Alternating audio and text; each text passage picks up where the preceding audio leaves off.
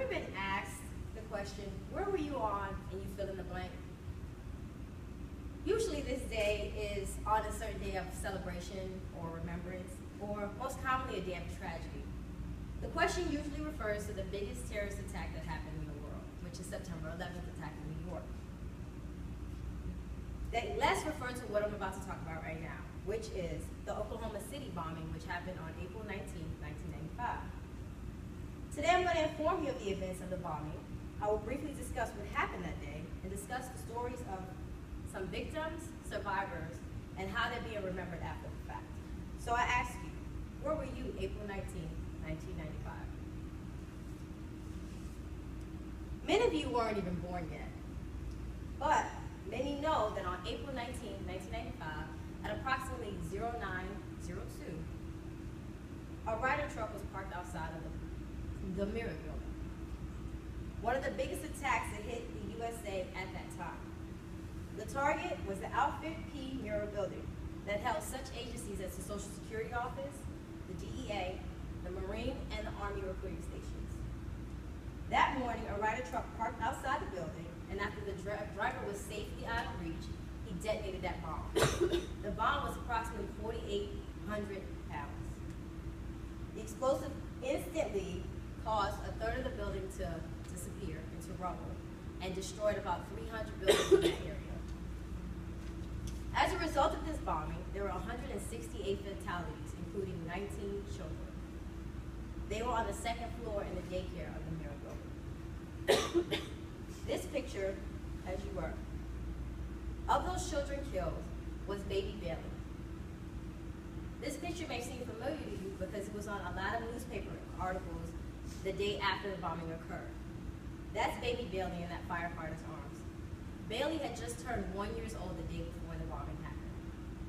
The firefighter, no matter how hard he tried to get her out of the building and seek medical aid, she died shortly after this photo was taken.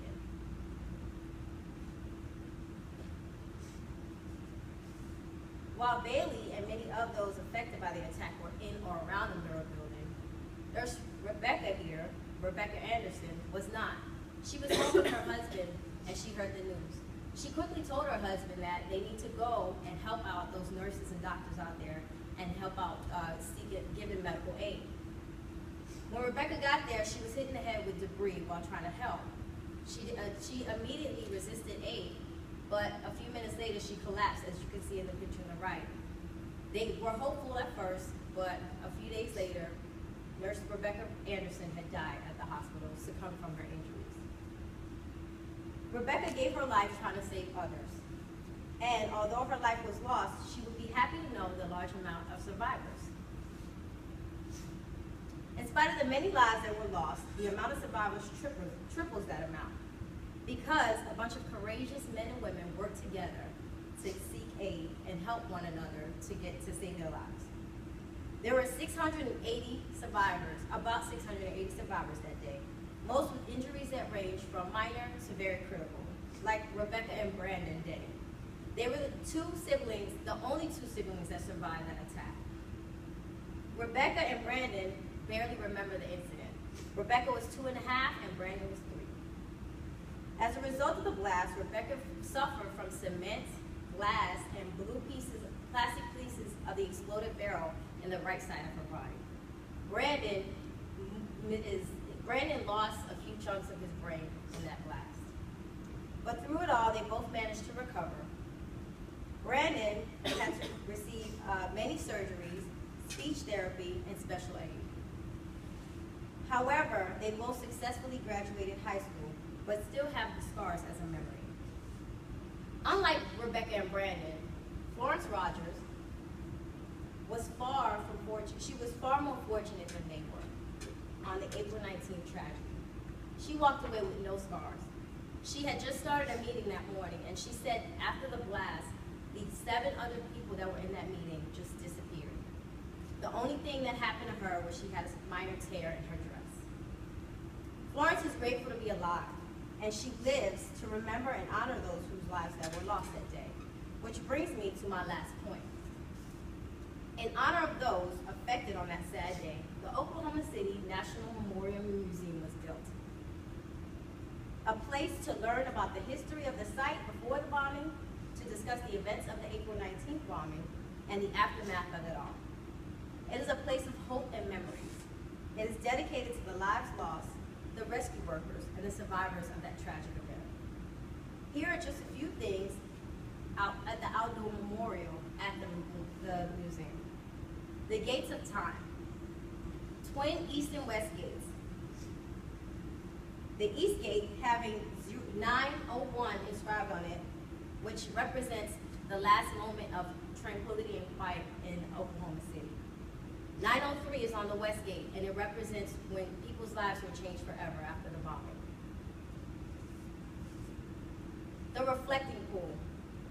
It's between the gates of time, and its flowing waters helps to soothe the wounds left behind from the attack.